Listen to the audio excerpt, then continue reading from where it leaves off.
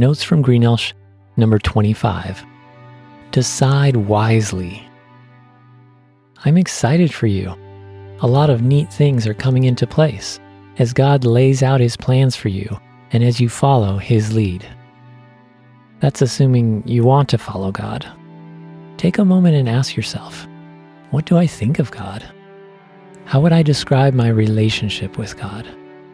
Do I want to learn more about following Jesus? What do I know already? And what does my heart hope for? Hopefully, you want to follow Jesus, even though you just might be beginning to. If so, what a fantastic spot to be.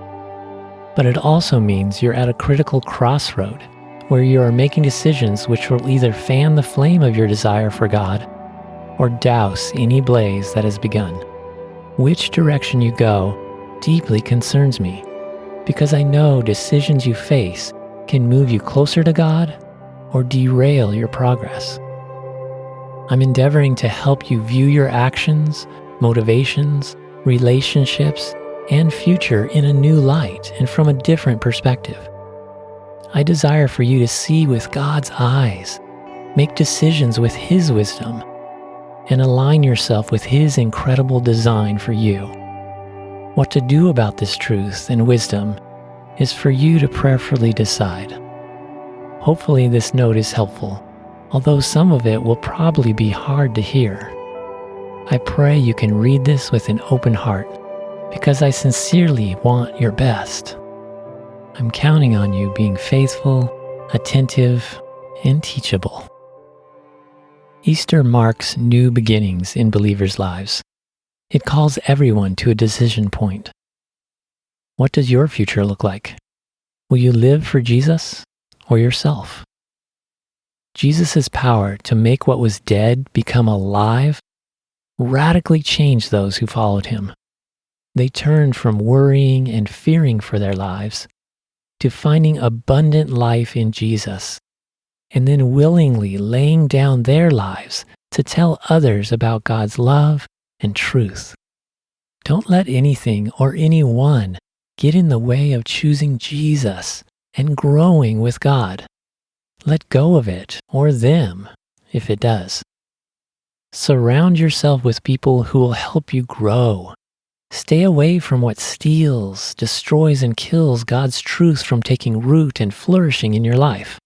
Things like an unbelieving friend, a stubborn heart, lacking understanding, not caring to grow, collapsing under difficulty, being burdened by the worries of life, or getting distracted by the deceitfulness of wealth. Jesus warns about these in the parable of the soils in Matthew chapter 13. I've shared with you how life is made of relationships and moments. Life is also made of decisions. I know you're facing a lot of them at this point. Wise choices move us in the right direction. They free us to grow, experience joy, discover opportunities, and most importantly, draw closer to God.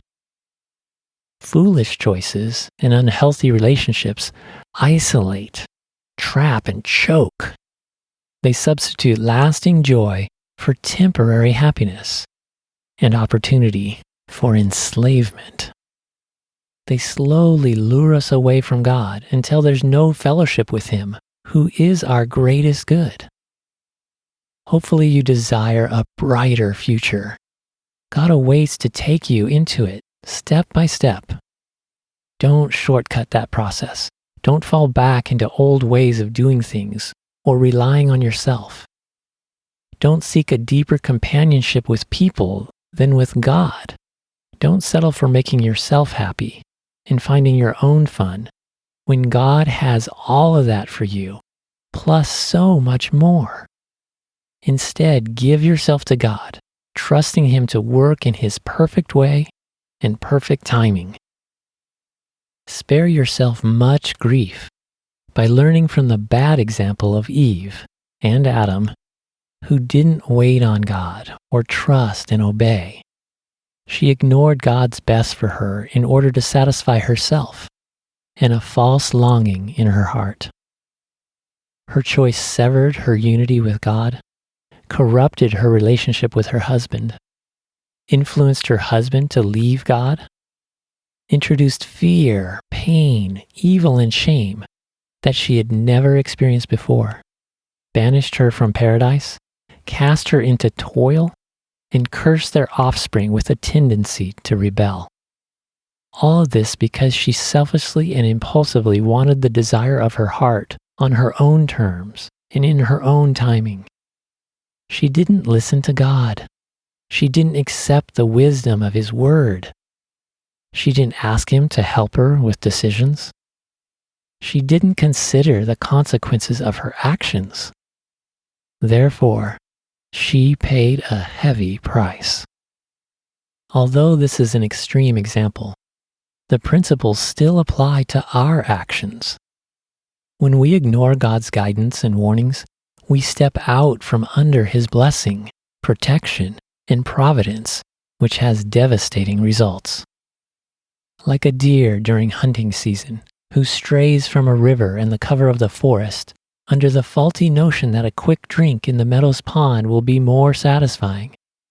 We reap the misfortune of our foolish ways, and we stand as vulnerable prey for Satan to attack and devour.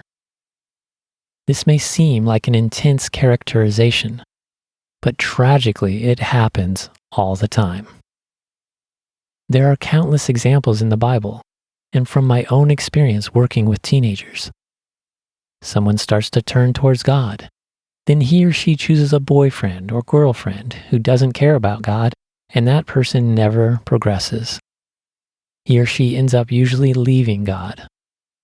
Someone who seeks to follow Jesus should only have non-Christian friends when they are strong enough in faith to be an influence and not be influenced.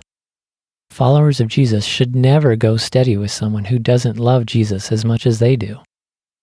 Doing so always pulls the Christian down and doesn't lift him or her up. That relationship will always struggle from underlying strife instead of unity and support because the two don't share the same purpose, the same passion, the same values, the same priorities, the same understanding, or the same direction in life. That's why God forbade the Jews, the nation of Israel, from marrying people from other nations. He knew those who commit themselves to unbelievers would lose sight of God and follow after the false gods of their mates. Of course, that's exactly what happened, time and time again. It utterly destroyed Israel. Centuries later, even the remnant of their nation still has not returned to God. Although a remnant will return in the future, they have missed so much of what God had for them. God's original design for them was to bless them and set them apart to be His people in order to be a light to all other nations, to see how awesome it is to have God as their Savior and Lord. In other words, Israel was blessed to lead other nations to God. The same is true for you. God is doing much more than you realize. He wants you to be with Him, to be like Him, and to do what He does. But this is not just for your benefit. He wants to do this in you so that He can work through you to reach others. Then as He works in you and through you, He is also preparing you for the joyful purpose and activity you'll be involved in throughout eternity. The stakes are extremely high. That's why the struggle to follow God instead of yourself is real. There is a spiritual battle for your soul and the souls of many others. The decisions you make now impact you, they impact others, and they impact your destiny. I know this is a lot to think about, but don't be overwhelmed by this right now. Just realize there is a lot going on which God will help you understand better in due time. So, how does one know how to choose wisely? When faced with making decisions about people or circumstances and your involvement, there are some key questions you can ask yourself to figure out the right course of action. Here's several. 1. Am I looking to satisfy a need or emotion which only God can? Do I desire to please myself more than to please God? Whose approval do I want the most? Myself, God, or a certain person? Is what I'm doing in harmony with God's instruction in the Bible? Have I earnestly asked God whether I should do this action or be in this relationship? Have I sought the counsel of others about this action or relationship? Do people I trust approve of what I'm doing or who I'm seeing? Can I be completely open and honest about my actions or relationships? Or do I tend to hide, lie, or cover up because deep down I know my actions or relationships aren't right? Where do I take refuge? Will this action or relationship draw me closer to God? Will this action or relationship bring glory to God? Am I giving myself away to someone who doesn't love God? Am I treating something or someone more important than God? Will this action or relationship cause others to stumble, hurt those I love, or damage my witness for God? Am I or this relationship hindering God from working in the other person's life? How should past experience in this area or in this relationship inform my decision? Would I want to be doing this or be in this relationship when Jesus returns? And finally, what will the end result or consequences be of this action or this relationship?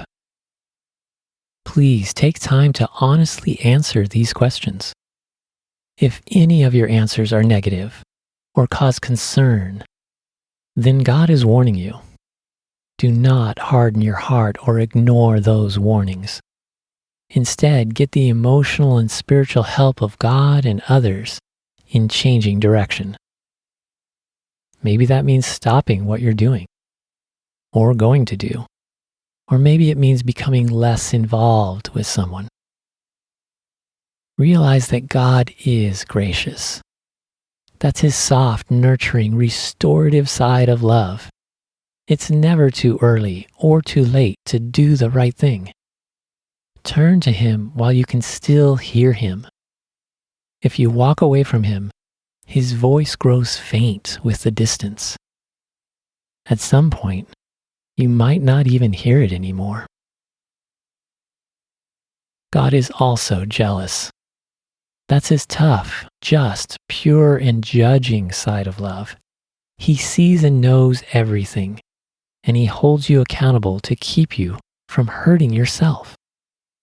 He wants you for himself because he knows that he is your best. Thus, he will not bless you, your activity, your decisions, or your relationships if they pull you from him or pull others from him. You'll be fighting a losing battle if you oppose God. But if you humble yourself, he will extend mercy and bring you back to himself as he did with Peter, the prodigal son, and many others. Are you at a crossroad in your journey with God? It could be that just as you're beginning to walk with God and drawing closer to him, Satan has put a fork in the road and is trying to sidetrack you through other relationships. Now is the time to focus on your relationship with God more than any other relationship. You need a solid foundation in order to face the challenges that are coming. Take time to grow in your knowledge and love for God. Honor him with his rightful place, which should be number one in your heart and mind and life, and let him satisfy your physical, emotional, and spiritual needs as only he can. Then he will bring the right people into your life. Don't wander alone in search of them without involving him. Thanks for reading and listening.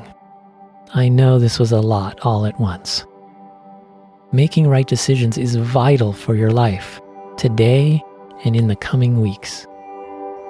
Pray about this truth and wisdom which God has had me deliver to you. Discuss it with others. And of course, I'd be glad to hear your thoughts and talk further if you want.